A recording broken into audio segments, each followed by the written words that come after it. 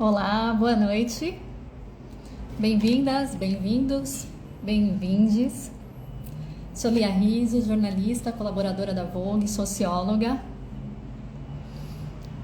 No mês passado a gente esteve ausente, mas estamos retornando com mais uma live da campanha Infância Plena, uma campanha de combate e erradicação ao trabalho infantil realizada pelo MPT, Ministério Público do Trabalho, com apoio de Vogue e de outros veículos da Condenaste.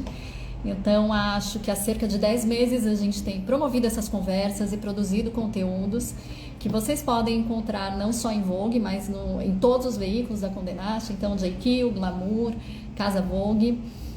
Esse mês nós vamos ter duas conversas. Tô vendo que já tem gente chegando. Como sempre, vou fechar os comentários, mas vocês têm ainda como mandar perguntas. Hoje é um tema bastante difícil. Aliás, há 10 meses, quando a gente começou esse trabalho, para mim, pessoalmente, eu acho que eu falo em nome do time Vogue, a gente sabia da importância desse assunto, né? Como alguém que exercita muito a consciência social, eu sempre fui muito preocupada em entender tudo relativo à infância e adolescência, porque a gente sabe que as crianças ainda são invisibilizadas no nosso país, mas só mergulhando nessas conversas que a gente teve a dimensão do problema que nós estamos enfrentando. Este é um problema que se acentuou há alguns anos, vinha decaindo o número de crianças e adolescentes no trabalho infantil, esse número voltou a crescer.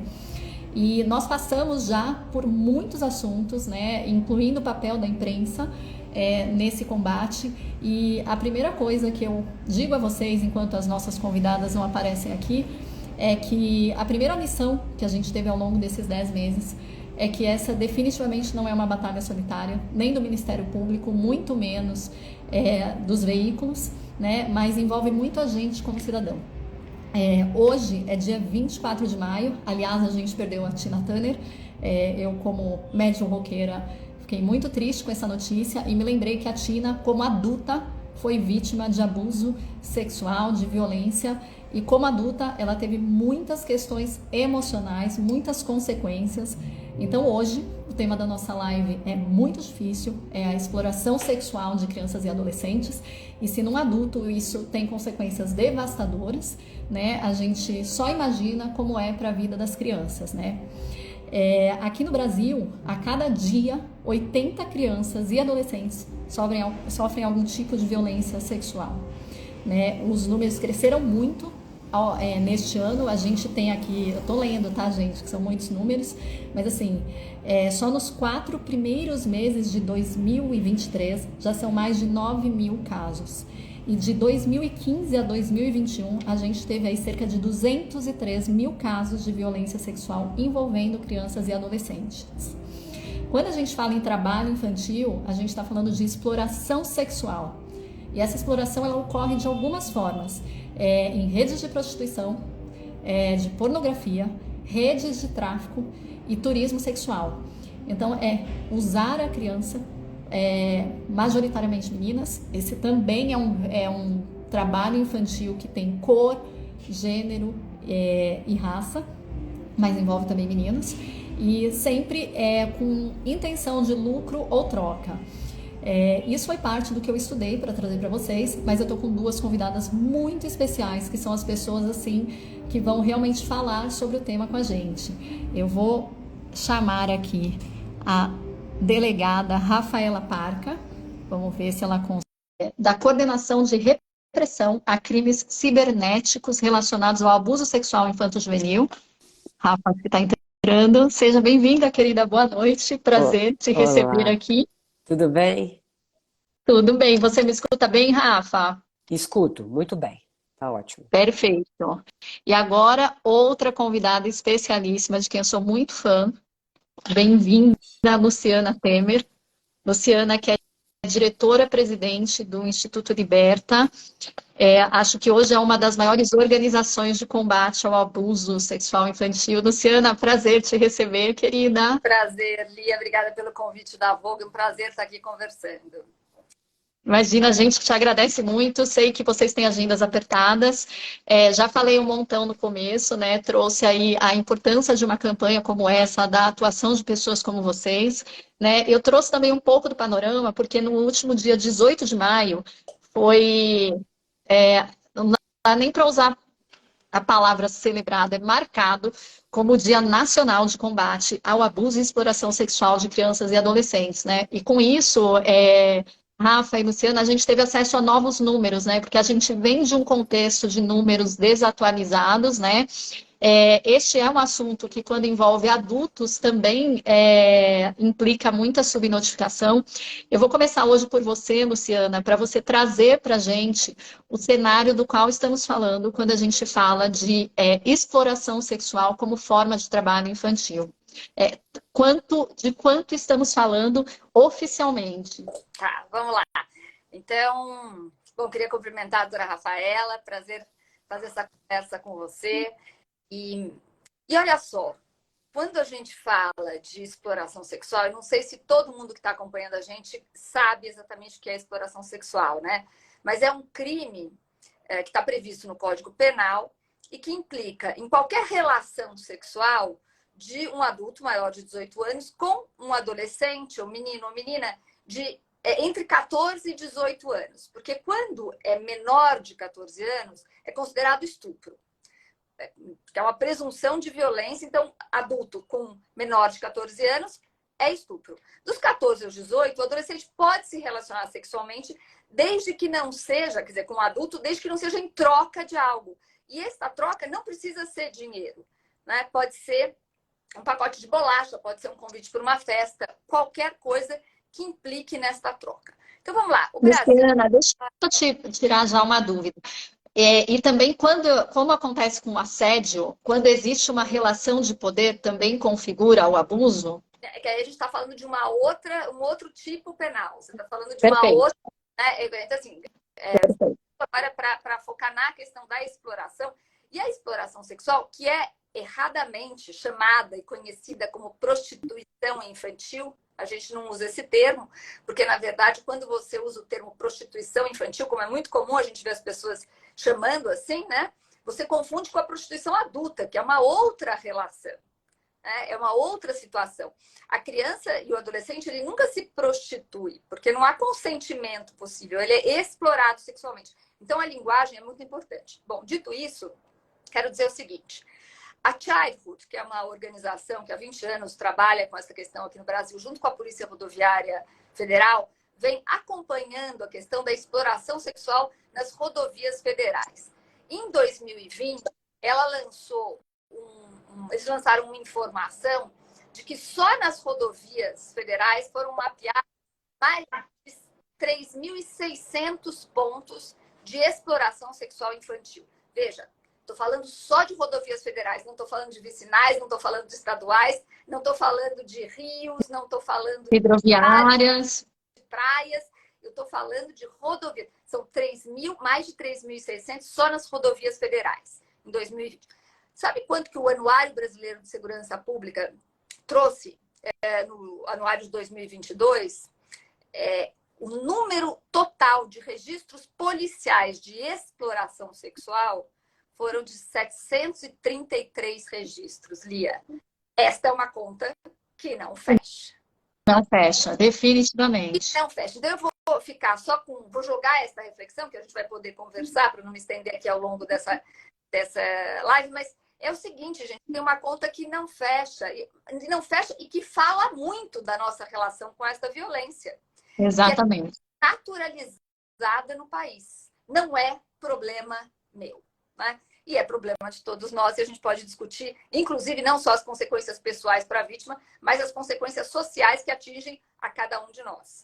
Luciana, sabe que ao longo desses 10 meses a gente conversou sobre muitas formas de trabalho infantil, né? Essa é uma das piores, e a gente conversou sobre muitas outras horríveis. E uma coisa que a gente sempre tenta lembrar e conscientizar quem está assistindo é exatamente isso. O custo é social. Né? Não para nós, é para o mundo que a gente está deixando para os nossos filhos, porque a gente está num lugar de privilégio, mas vamos viver em comunidade, em sociedade. Então, esse é definitivamente sim um problema de todos. A gente já até recebeu uma primeira pergunta de como cidadão, como a gente pode ajudar. Eu vou pedir para você ficar até o fim da live, você que perguntou. A gente sempre fala sobre isso no final, divulga os canais do MPT, enfim. Então, vamos falar sobre isso.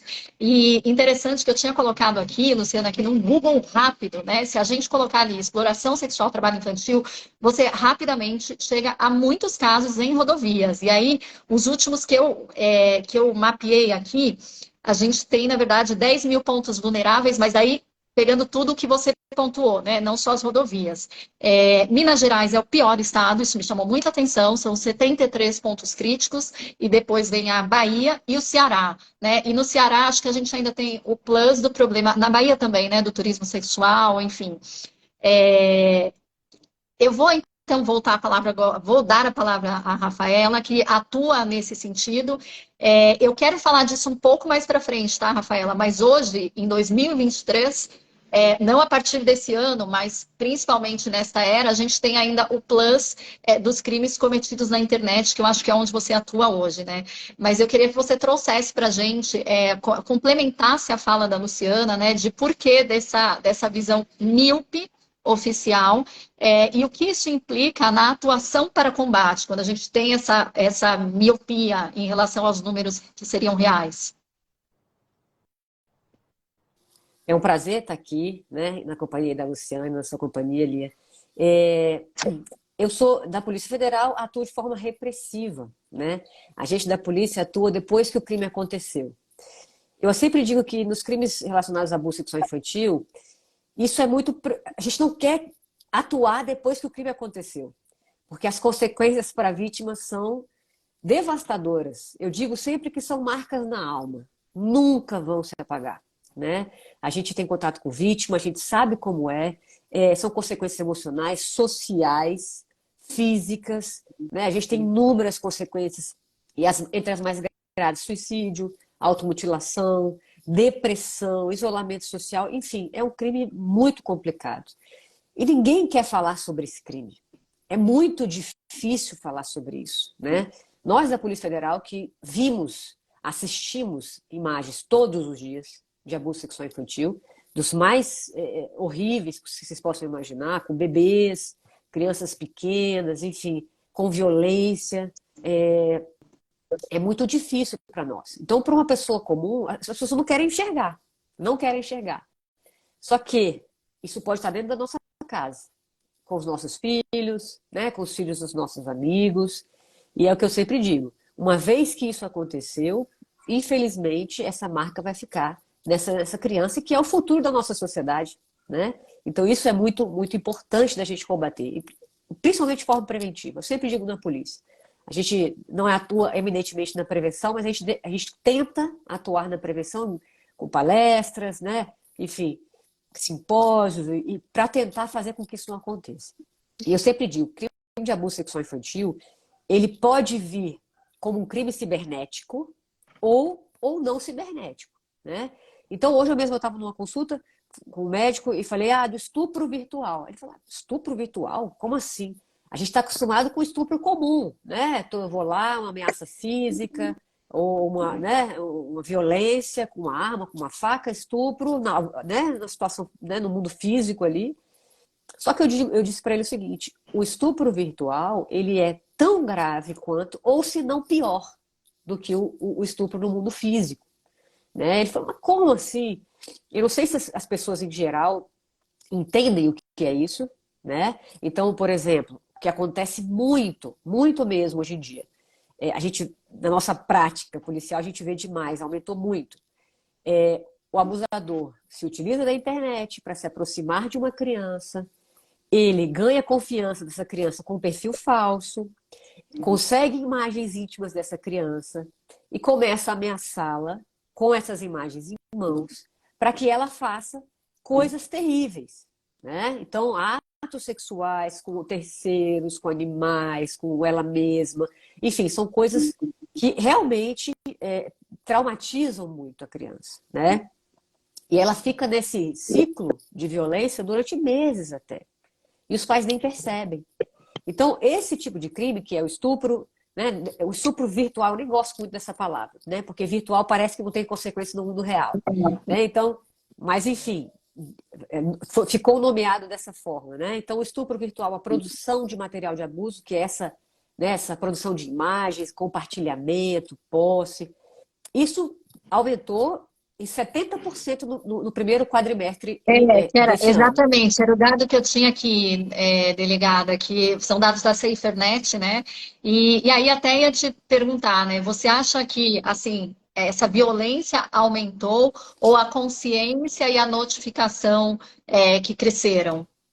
Eu acho que ambos. Vou dizer o porquê. É, por que que o criminoso migrou para a internet? Teve um boom, né, de crimes cibernéticos a partir de 2016. Primeiro, facilidade dele se anonimizar, se ele se esconder. Ele pode criar qualquer perfil, né? Então ele cria um perfil Sim. falso, um perfil de criança, de menino, de menina, enfim, ele esconde a conexão dele para tentar se furtar a atuação da polícia. Ele estuda o perfil da vítima pela internet. Por quê? Porque as vítimas, pais e crianças, se expõem demais na internet. E esse é um dos grandes motivos. Essa superexposição, né? Então, coloca dados pessoais, coloca onde mora, onde estuda, onde frequenta, onde trabalha, fotos das mais variadas possíveis, check-in é isso, check-in naquilo. E o criminoso estuda esse perfil para se aproximar dessa criança. Ele, inclusive, utiliza os dados dos pais para ameaçar as crianças. Eu sei onde seu pai trabalha. E a criança nem percebe que está na internet. Né? Então, assim, as crianças também estão nesse modelo de hiperexposição. Né? Então, a necessidade dos likes, né? Essa necessidade de estar ali se mostrando. Essa cultura de validação, né? Que é alimentada pelo like, pelo número de seguidores. Exatamente. Então, isso tudo, né, provocou esse grande aumento. Outra coisa, o uso de celulares, principalmente, por crianças cada vez mais novas. Né? 6, 7, 8 anos de idade, a criança com o celular, utilizando de forma desvigiada, sem nenhuma educação digital. Né? Isso é muito difícil. Ela não tem a malícia do que pode acontecer. Ela não tem a malícia. Eu vejo isso na nossa atuação diariamente. O criminoso, usando um perfil falso, ele com 5 ou 6 frases, ele já ganha a confiança da vítima e consegue uma Sim. imagem íntima dessa vítima, para ele começar a ameaçá-la. Né? Então, vou dar um exemplo simples. O criminoso era de uma agência de modelos, né, fake, falsa, falou, você gosta de... Estudou o perfil da vítima, da criança, da menina, no caso. Você gosta de moda? Eu adoro moda, meu sonho. Você quer ganhar um jantar com a Gisele Bündchen? Meu Deus. Quero.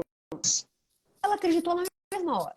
Então você vai ter que fazer isso, postar imagem assim. Aí ele vai ganhando confiança e vai fazendo cada vez mais que ela produza imagens que a gente chama de pornografia infantil, que é um termo também inadequado. A Luciana falou Sim, sim. né, dos termos inadequados, né? Porque pornografia pressupõe consentimento também, diversão. E não é o caso da criança, do adolescente, é abuso sexual, é violência, é exploração, né? Então, assim, vai desde agências de modelo, escolinhas de futebol, atrizes famosas. Então, eles conseguem, por meio dessa hiperexposição, estudar os perfis de pais e crianças e ir pescando as vítimas. Por que eu digo que o crime cibernético relacionado a abuso sexual infantil pode ser muito pior? Esse indivíduo tem 300 vítimas. Ele Sim, consegue atingir um número de vítimas muito grande e não tem fronteira. É no Brasil, fora do Brasil, enfim. É exatamente. muito pernicioso. É muito pernicioso. E é uma questão, eu tenho uma filha de 7 anos e meio e é muito tentador, né, a gente deixar na tela, porque às vezes você está naquela correria, com aquela agenda cheia do dia, mas eu vou pôr no aplicativo Kids, né? E é importante, assim, eu me lembro que há alguns anos eu fiz uma reportagem justamente para entender como é que eram os filtros, né? E é muito importante que a gente entenda que eles não são 100% confiáveis, né? Muita coisa fica na conta dos pais, dos responsáveis, dos cuidadores, né? E a gente vive num país de muitos analfabetos, de desigualdade abismal. E, portanto, não dá para esperar que essas pessoas que mal sabem ler e escrever, sabem o básico, tenham discernimento para preencher lá as preferências de consumo de conteúdo. Então, ainda temos mais essa questão, né? E eu vou aproveitar para pegar um gancho aqui da sua fala, delegada, que é sobre consentimento, né? Então, assim, a gente, como sociedade, tem uma tendência a se sensibilizar muito mais quando a gente fala de criança. crianças, né?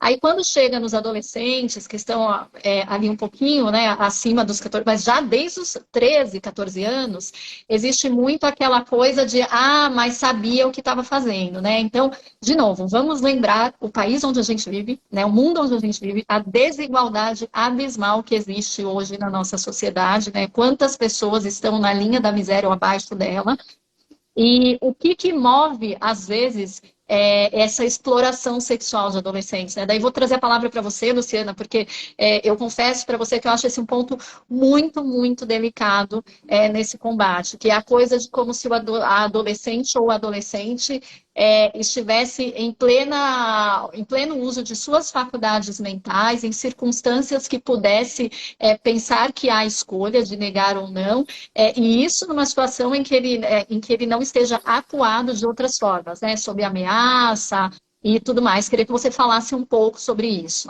Lia, você está falando uma coisa importante, mas eu queria, só para quem está ouvindo a gente, acho que eu queria fazer uma organização aqui, porque a gente está falando de 3 coisas diferentes aqui. Sim. Então, a gente está falando de uma coisa que é o estupro vulnerável, que é essa relação, que só é importante dizer que quando eu chamo de estupro, não tem penetração obrigatoriamente. Então, é qualquer ato sexual com criança menor de 14 anos e adolescente menor de 14 anos. A outra coisa é a exploração sexual, que eu falei no início, e a outra coisa é esta violência sexual que hoje cresce pela internet. Então, a gente está falando aqui, quer dizer, o guarda-chuva de violências sexuais é enorme. A gente está abordando aqui 3 coisas diferentes. E eu gostaria de chamar a atenção para o seguinte: quando a gente fala de situação que as pessoas chamam comumente de abuso, e que é o estupro vulnerável, você tem abusadores e vítimas de todas as classes sociais. Eu acho que é muito importante, porque a gente tem uma falsa impressão de que a violência sexual contra crianças acontece ali na comunidade com alta vulnerabilidade, com famílias desestruturadas. Isso não é verdade. Não escolhe classe. Agora, por que é tão difícil enxergar isso? Porque eu vou dar um outro dado aqui que vocês rapidamente vão entender por quê. Mais de 80% dos crimes são praticados por pessoas conhecidas, próximas das vítimas. A maioria das vezes, relações intrafamiliares. Mais de 75% das violências acontecem dentro da residência da vítima. E agora eu vou dizer a coisa talvez mais desconfortável para todo mundo ouvir, mas que eu acho que é muito importante. A violência sexual nem sempre é violenta e nem sempre é dolorosa. E nem sempre é traumatizante num primeiro momento. Porque eu estou falando de crianças que não sabem, a Rafaela falou disso, quer dizer, são crianças que não sabem o que está acontecendo. Você tem abusadores muito habilidosos, que não vão perder a sua presa num primeiro momento, assustando ela. Então, é um processo de sedução que acontece e a criança não sabe o que está acontecendo. E isso independe de classe social. A exploração sexual, sim, essa tem um recorte de vítimas de maior vulnerabilidade social e abusadores de todas as classes sociais. Não vem falar de caminhoneiro, balseiro, porque são todas as classes sociais abusadores. Né? Mas as vítimas têm essa categoria. E em relação à violência virtual, eu diria até que o maior poder aquisitivo aumenta a possibilidade dessa violência em razão dos recursos tecnológicos que essa adolescente tem. Sim. Então, também fala de desigualdade social aqui, é preciso entender de que desigualdade é essa que a gente está falando, porque essa é uma questão que atinge todas as classes sociais. E aqui você perguntou para a doutora Rafaela sobre o aumento ou a maior visibilidade, o aumento dos casos, né? Eu tenho uma leitura sobre isso que é a seguinte: eu acho que em relação aos abusos, e o registro oficial hoje são mais de 4 crianças ou adolescentes menores de 13 anos estuprados por hora no país. Esse é o dado oficial de registro policial. Vamos ter os novos dados agora em julho do Fórum Brasileiro de Segurança Pública. Mas este é o dado, né, oficial. Então, quando a gente fala disso, eu acho que a gente está começando, como sociedade, a denunciar mais. Sair do constrangimento, do silêncio familiar, né, e começando a denunciar. Então, o aumento da violência, abuso, eu acho que ela é, na verdade, um aumento de denúncia e não de casos. Na violência virtual, eu acho que é, de fato, um aumento de casos. Porque é uma violência que nasce e começa a aparecer agora mais fortemente, principalmente pós-pandemia. Acho que a doutora Paula também tem esse dado. A pandemia ajudou isso a acontecer. Mas eu queria pegar um gancho rapidamente aqui para dizer o seguinte: a gente está falando de consentimento e as crianças acham que consentiram. Porque elas ficam tanto tempo na ignorância. Porque as crianças têm duas situações. Quem está em situação de exploração sexual muitas vezes acha que está escolhendo estar nessa situação. E a sociedade fala, como você disse, não, é problema dela, não é problema meu, ela que escolheu, ele que escolheu. E as crianças pequenas, elas vivem situações de violência sexual sem entender o que está acontecendo. Então, quando elas descobrem, elas acham que consentiram e têm vergonha e culpa. Né? Então, como é que a gente quebra isso? Porque a Dora Rafaela falou muito bem. A gente está falando de quando o crime aconteceu. A gente tem que parar de ser uma sociedade que vai ficar enxugando gelo de crimes que já aconteceram para fazer prevenção. É possível fazer prevenção? É. Nós, do Instituto Liberta, lançamos uma campanha este ano, que é a assinatura de um manifesto. Eu convido todos que estão assistindo a gente aqui, que entrem no site do Instituto, vão lá, manifesto. O manifesto é de pessoas que apoiam o direito de crianças e adolescentes terem informação e educação para a prevenção da violência sexual. Gente, violência sexual não é uma coisa óbvia. Se a criança não for ensinada, ela não sabe. Exato. Tem que ser uma sociedade que... Porque você falou, os pais podem controlar, ou às vezes não sabem controlar. Seguinte, ninguém é presente aqui. Na sua casa controla, na casa do amiguinho não, na escola não. Exato. Se seu filho ou sua filha não foi instrumentalizado para se defender, não há o que você fazer. E a educação, nesse sentido, né, de conhecer as partes íntimas, os toques inapropriados, ela pode começar desde relativamente muito cedo, né, a partir ali dos 5 anos, se eu não me engano, né, e de novo, né, é muita limitação intelectual, com perdão do palavreado, é ignorância, a gente confundir educação sexual com ensinar ou estimular a criança ou adolescente a ter vida sexual. Isso é muito importante. A gente passou por um período em que, né, estamos talvez chegando num ambiente melhor de diálogo, né, de escuta, mas passamos por um período em que essa foi uma enorme discussão feita de forma muito equivocada e esse equívoco tem consequências catastróficas, né? Então, enfim, acho que eu te cortei um pouco, Rafa, pode tomar a palavra, mas só para colocar essa parte, porque, enfim, né, parece que é uma coisa distante para quem tem filhos pequenos, mas não, né? A gente tem estudos, tem estatísticas, tem materiais muito bem feitos, tem a sua atuação de institutos, de organizações, então essa parte é de fato fundamental, porque aqui, como você falou, né, Luciana, a gente está até falando num panorama mais amplo, que é do abuso e da violência sexual. Eu acho que só queria, assim, trazer de volta só depois, Rafa, por favor, Fábio, aí, o que você ia colocar, mas só trazer o tema da exploração como trabalho infantil, porque daí sim, eu acho que a gente tem um recorte maior de classe, né, digamos assim. Pode falar, delegado. Só complementando o que a Luciana falou, brilhantemente, eu acho que a educação sexual, qualquer nome que se queira dar a isso, é fundamental, né? Há diversos estudos de que as crianças e adolescentes que têm essa educação têm relações sexuais com idade mais adiantada, não engravidam.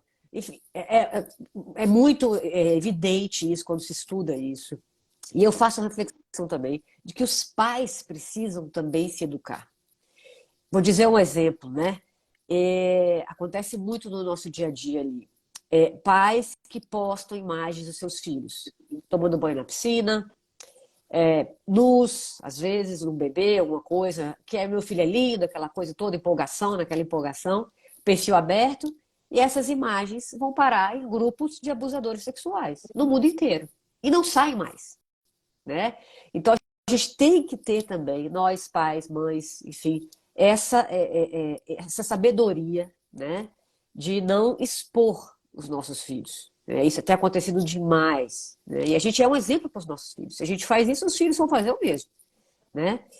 E outra coisa, além da educação sexual, que eu acho fundamental, é a educação digital. Porque a internet não é a vilã. A internet é fantástica, é excelente, né? Mas é o mau uso da internet que provoca todo esse problema, né? Principalmente nos crimes relacionados a abuso sexual infantil na internet. Eu queria colocar só essa parte aí. E lembrando, delegada, que nós somos a primeira geração a precisar aprender a lidar com a internet, né? Então tá tudo bem, né? A gente também está aprendendo. Nossos filhos, que são os nativos digitais, nasceram com a internet já existindo, mas isso não significa também que eles vêm preparados para isso. A gente teve uma live há alguns meses sobre, inclusive, o trabalho de crianças em redes sociais, em meios digitais, e nós falamos muito também da dificuldade das escolas lidarem com isso. Então, enfim, sabemos que é um desafio. Eu brinco que, assim, na minha época, a conversa difícil que a minha mãe precisou ter comigo, era sobre menstruação, né? Ou outras questões, assim, que eram mais tabus. E hoje, essa também é uma conversa difícil, né? Porque a gente fica muito tempo em celular e usando internet. Então, enfim, também estamos aprendendo, mas precisamos acelerar o passo e também há muitos materiais, enfim. Essa live, para quem chegou agora ou está assistindo pela primeira vez, depois ela vira uma matéria nos veículos da Condenaste, né, na Vogue e nos outros todos que eu citei. E dessa vez a gente até vai trazer algumas indicações de literatura, de organizações, porque o Instituto Liberta, por exemplo, também tem muito conteúdo, né, Luciana, que possa auxiliar aí a nós pais, nós cuidadores, porque isso também não é uma tarefa só dos pais, como vocês disseram, as crianças frequentam outros ambientes, enfim. Rafa, você ia trazer mais alguma coisa na sua fala? O último ponto, eu falo demais, você me corta, Lia. Mas eu seguramente não. Porque esse Vocês me tema, podem, que vocês são as convidadas. a Luciana falou, é tão rico de informação, são tantas coisas para se falar desse tema, que a gente ficaria horas, né, dias falando sobre isso. Eu tenho um grande prazer de falar sobre isso, de combater esse tipo de criminalidade. Mas, assim, os pais, falando um pouquinho deles ainda, precisam entender que se quer ter o controle do seu filho, os pais querem ter o controle do seu filho no mundo físico. Ah, você está saindo para onde? Com quem? Vai para a festa tal? Mas no cibernético, não. Por quê? E eu vou pegar um gancho que a Lia falou.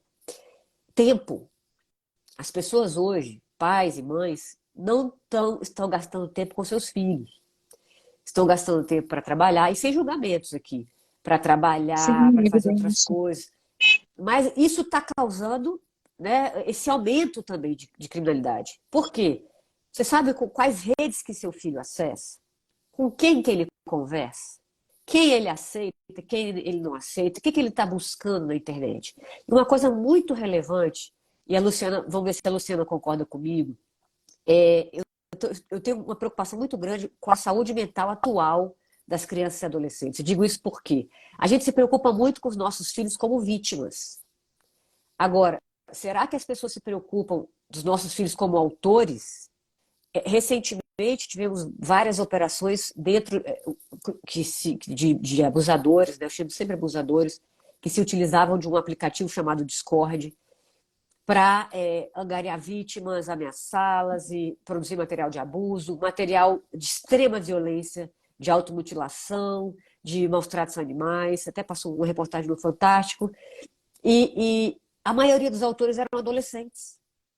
Que tipo de adolescente é esse? O que esse adolescente passou para chegar nesse ponto? Eu acho que a gente também tem que se preocupar que os nossos filhos não sejam autores, não sejam abusadores. Né? Vou pegar. Exatamente. Eu já vou te responder sobre a questão da OIT, da Convenção 182 da OIT, que trata a exploração sexual como uma das piores formas de trabalho. Mas eu não posso. Isso aqui é uma prestação de serviço muito importante. Eu tenho que pegar o gancho da doutora Rafaela para dizer o seguinte, gente. Os pais têm que, de verdade, se educar, como está sendo dito aqui. E uma das questões que eu quero chamar a atenção, também pegando no gancho de que adolescente é esse que está nascendo agora nessas redes, né? Que é a questão da pornografia, gente. A gente não é da geração da pornografia na internet. A pornografia sempre existiu. Mas a pornografia, com este acesso que as crianças têm hoje, veja, qualquer criança e adolescente acessa a internet. E acessa os sites pornográficos que são gratuitos. Eles são gratuitos e disponíveis propositadamente para criança e adolescente. Porque a pornografia, ela tem um mecanismo que, como álcool e drogas, tem uma descarga de dopamina em quem assiste que fica viciado. Então, veja, a gente tem crianças e adolescentes hoje viciadas em pornografia. O que significa isso, Luciana? Não é nenhum discurso moralista aqui, gente, mas a verdade é o seguinte: alguém quer que o filho aprenda a se relacionar sexualmente a partir da pornografia? Né? Eu vou contar um caso aqui muito rápido, também nessa linha de que adolescentes são esses. Eu fui procurada pela Rede Globo outro dia para dar uma... Outro dia, já faz algum tempo, mas é o seguinte: tinha acontecido aqui numa escola municipal de São Paulo um caso em que 3 adolescentes de 15, 16 anos tinham sido presos, né, presos em medida penal, porque tinham estuprado 3 colegas de sala. Como é que esses estupros aconteciam? Eles chamavam as meninas para ir para casa, matar a aula, tal. As meninas ficavam lá, bebiam, não sei o que, a conclusão, um começava a ter relação com a menina, outro, vinha outro. Como é que a escola descobriu isso? Porque uma das meninas, olha o nível de distorção que a gente tem hoje, uma das meninas foi denunciar para o diretor que ela estava sendo vítima, sabe do quê? De bullying. Sabe por quê? Porque as imagens dela sendo estuprada estavam rodando na escola.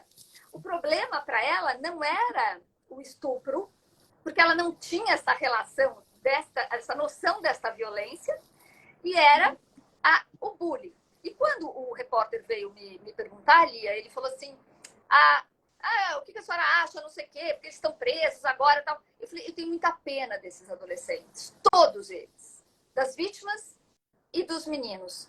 Sabe por quê? Porque nós somos os adultos responsáveis que estamos nos omitindo. E eles estão aprendendo a ter este tipo de relação sexual e a filmar este tipo de relação sexual. Então, eu vou dizer uma coisa: nós somos uma sociedade irresponsável. Nós estamos sendo irresponsáveis. Eu sou uma mãe que trabalha também, estou cheia de coisa para fazer e tal, os meus filhos já estão grandes.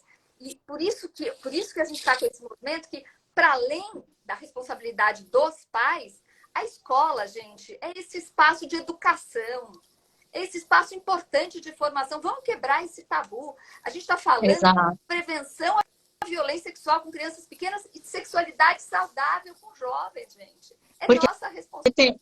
Exato, Luciana, porque assim, gente, terão vida sexual, essa é a primeira parte, né? Para alguns pais pode ser difícil encarar essa parte, né? Mas assim, foi assim que os nossos filhos foram feitos, né? Enfim. Então, assim, terão vida sexual e a gente espera que seja saudável, porque isso faz parte também, né, da nossa existência. E sim, a escola, além de tudo, é um lugar em que acho que a enorme maioria das crianças e adolescentes passam muito tempo, muito mais tempo que na casa. Então, sim, a escola é uma aliada. Nós tivemos algumas perguntas aqui, o meu até li depois, de um amigo que está assistindo, que é pai, sobre indicação de leitura e cartilhas. Eu até vou adiantar 2 que eu usei com a minha filha, a partir dos 5 anos, que é o livro Pipo e Fifi, que eu acho que é muito conhecido, né? E um outro que é A Mão Boa e A Mão Boba, né? Então, a gente está tendo aqui algumas perguntas sobre isso, por onde começar a abordagem, né? Então, eu acho que com crianças, principalmente, né, que é por onde deve começar efetivamente, porque eles mesmos vão passar por um processo de explorar o corpo, de entender, né? Eu acho que a leitura é o mais indicado, né? A forma mais fácil da gente começar a abordar. Agora, virando um pouco para o lado, né? E tem uma outra pergunta assim, pedindo para a live ficar gravada, ela fica gravada aqui em Vogue, nos canais do MPT, do Ministério Público do Trabalho, dos demais veículos. A gente fala isso mais para o final também, porque por incrível que pareça, a gente já tem 40 minutos de conversa, gente. E de uma conversa difícil e delicada, mas que a gente está tentando trazer aqui do jeito mais agradável e de forma a conscientizar, porque realmente isso é um problema de todo mundo, está dentro da nossa casa, está na sociedade que a gente vive. Mas aí, voltando um pouco para a parte da exploração sexual como trabalho infantil, eu queria te ouvir, Rafa, sobre isso, assim, o que a gente tem, né? Você trouxe aí alguns números, né? A gente falou das rodovias, mas a gente sabe que o turismo sexual é um ambiente, o Brasil é muito famoso, infelizmente, por isso.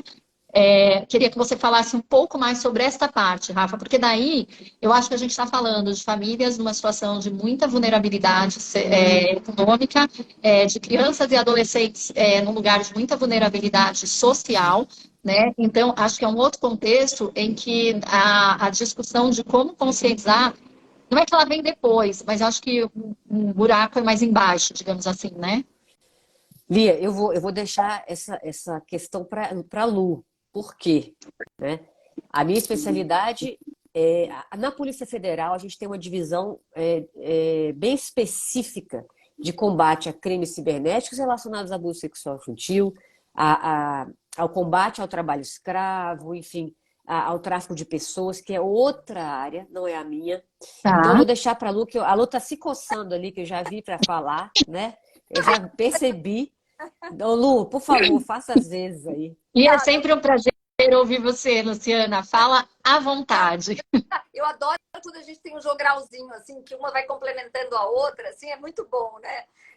E todo mundo quer falar, porque a gente tem muito para falar. Acho que tem muita coisa, como a Rafaela falou, a gente tem. Esse assunto podia durar horas, horas, né? Enfim, mas vamos lá.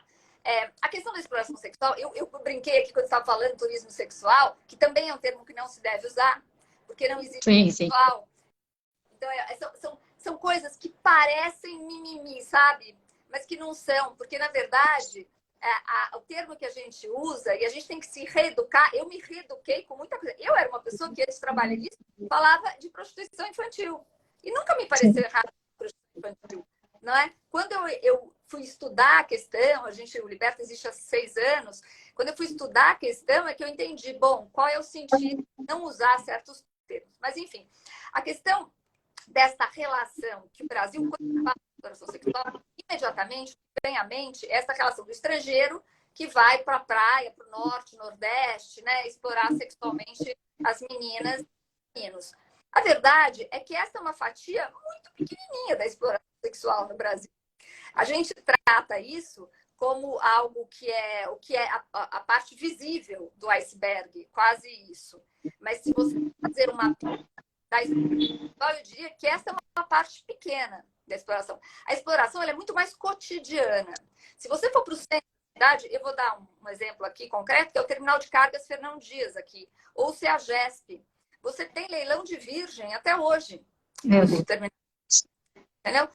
Você tem mães retirando a filha da escola, a gente faz muita parceria com a educação do Estado de São Paulo, mãe que chega na escola para tirar, porque o homem dela chegou no terminal de cargas. Então, a menina tem 13 anos e ela é retirada da sala de aula pela mãe.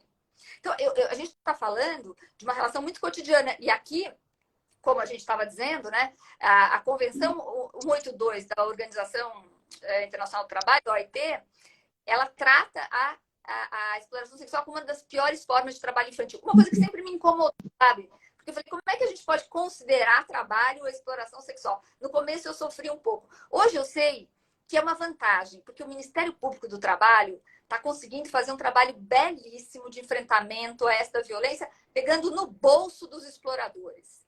Às vezes você consegue uma condenação criminal, mas você consegue uma condenação. E aqui, por que é tão difícil a condenação criminal? Porque é tão difícil o número de denúncias? Porque entra uma questão, sim, de gênero, porque entra a lógica de meninas mais velhas, com 15, 14, 15 anos, e uma sociedade que culpabiliza essas meninas pelo lugar que elas estão. Né? Vou dar um outro dado que está conectado a toda essa lógica de violência sexual, que é o seguinte: nós somos o 5º país com maior índice de casamento infantil. Nós temos índices inaceitáveis de casamento infantil. Qual é a conexão de abuso, exploração, casamento infantil? Muitas vezes o casamento ele é disfarçado de exploração. É a família que dá a menina para o cara e tem alguma coisa em troca deste. Então, inclusive garantir a segurança toda da família, né? A segurança financeira, que foi algo que também aconteceu bastante na pandemia, né, Luciana? Exatamente. Então, a exploração. E o abuso. Por que o abuso? Porque é o seguinte, a menina que é abusada dentro de casa, a maioria dos abusos são dentro de casa, pelo pai, padrasto, tio, avô, ela quer sair de casa. E ela sai para uma outra relação abusiva, que é normalmente com um homem mais velho, que a tira de casa. Então, veja que tem que olhar muito seriamente como sociedade para todas essas questões e entender que essa menina e este menino, porque também tem aumentado a exploração sexual de meninos, sim. São nossa responsabilidade, pelo menos até os 18 anos. Porque foi isso que nós, como sociedade, decidimos e colocamos na lei. Se a gente acha que não é, vamos mudar a lei. Mas hoje é. E ninguém pode se calar frente a uma situação de violência sexual. Eu vou dar só mais um dado para encerrar minha fala aqui, que é o seguinte. São mais de 1.000 meninas no Brasil com menos de 14 anos que dão à luz todo ano. Menos de 14 anos. Isso do que é registrado, porque muito não é registrado. Pesquisa do IBGE mostra que mães adolescentes, 6 entre 10 não estudam nem trabalham. E que 30% é a chance da menina engravidar novamente. Exatamente. Repetir esse ciclo, né? Com essa violência, com tudo isso. É um ciclo de violência que não se fecha. Então, quando você fala de violência contra a mulher, sim, é muito importante falar, mas a gente tem que entender onde essa violência começa. E é muito mais fácil empoderar uma menina de 10 anos do que uma mulher de 30. A gente precisa voltar nosso olhar para a proteção de meninas.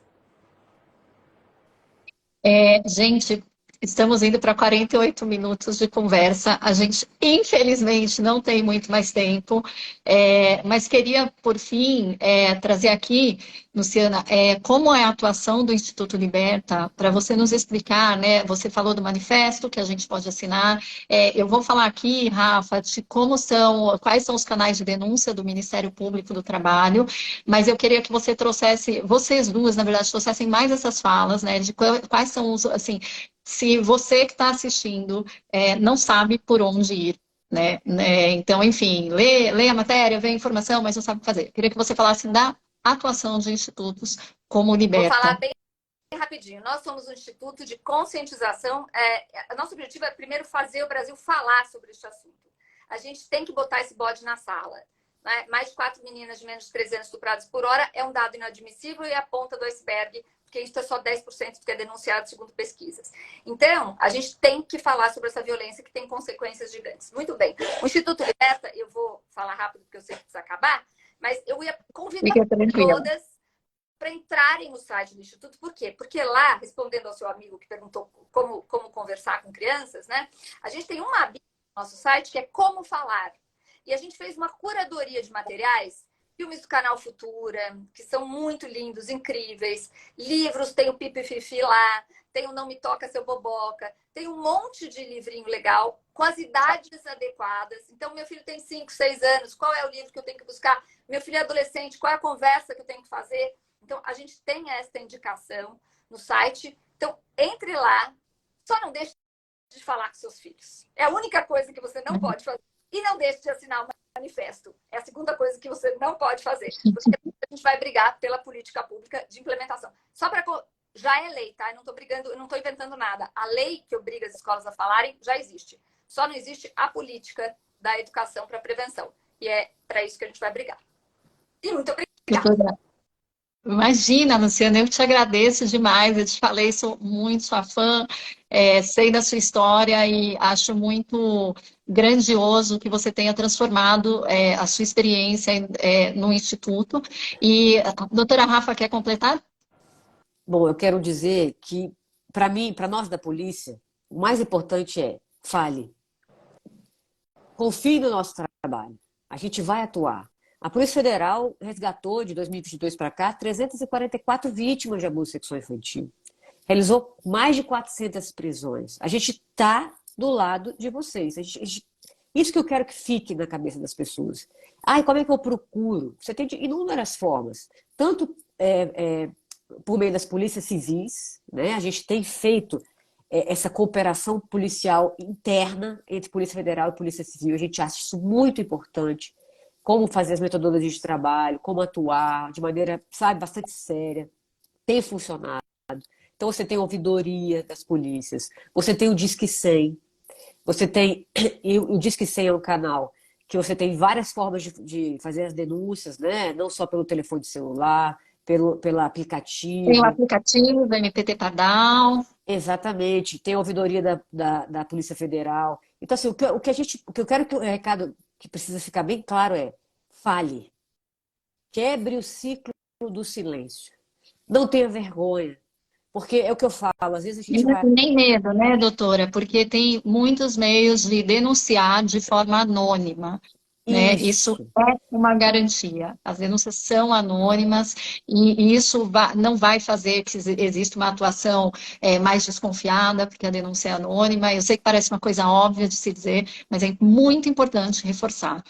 E eu digo, acontece muito conosco. A gente consegue localizar uma vítima. E chega nessa vítima, a gente não consegue localizar o autor, mas a gente consegue localizar a vítima. Chega nessa vítima, o que que acontece? A pessoa fala assim, eu apaguei tudo, não tem mais nada. E eu sempre digo, isso que você está fazendo, eu sei que você está com medo, eu sei que você está com receio, com vergonha, mas isso alimenta com que essa pessoa faça outras vítimas. Né? Então, assim, tenha coragem, né? A gente resguarda essas pessoas, a gente não expõe as pessoas. Então, fale, procure, estamos à disposição. E a Polícia Federal trata isso de forma muito séria. Obrigada, doutora. Bom, agradeço mais uma vez você e a Luciana pela participação. Agradeço ao Ministério Público do Trabalho pela confiança neste trabalho que a gente vem desenvolvendo aí ao longo de 10 meses, que inclusive está quase chegando no fim. A doutora Ana Maria, que é uma procuradora que já virou amiga, estava aqui nos perguntando se a gente falou da diferença entre exploração e abuso. Falamos, ainda está lá no começo da live, tem que assistir inteira. E, enfim, queria deixar aqui, a Rafa falou, né, sobre a coragem de denunciar, que a gente também tenha coragem de abordar esse assunto com os nossos filhos, de novo, mais uma vez, porque essa é uma conversa difícil, mas necessária, e que muitos não conseguirão ter, né? Então, talvez se a gente estiver com os nossos filhos e eles repassarem, eles serem multiplicadores dessa informação, já é de grande ajuda, já nos tornamos também neste quadrado aliados, né? A gente falou muito dos aliados na live sobre a importância da educação antirracista, né? A gente fala muito quando pensa nas questões de gênero, né? De desigualdade de gênero, mas também neste quadrado a gente precisa ser aliado. Então, enfim, deixo um convite para que vocês espalhem essa notícia, espalhem esse conteúdo, falem com seus filhos. No próximo dia 30 de maio, semana que vem, a gente tem uma outra conversa sobre trabalho infantil e tráfico de drogas. Em junho teremos mais 2 conversas, né? E espero, né? Será um ano de campanha, a gente vai ter terminado, e espero que quando a gente olhe para esses materiais, daqui a um tempo, a gente tenha perspectivas melhores para conversar, né? E isso só vai acontecer, de novo, com uma atuação conjunta em sociedade, não só do Ministério Público do Trabalho, de gente como a doutora Rafaela, de gente como a Luciana Temer, com o Instituto, e pessoalmente, porque a Luciana sempre foi, né, uma grande aliada para mudar essa realidade, mas de todos nós. E é isso, gente. Boa noite, obrigada de novo, e leiam a matéria também depois. Tchauzinho.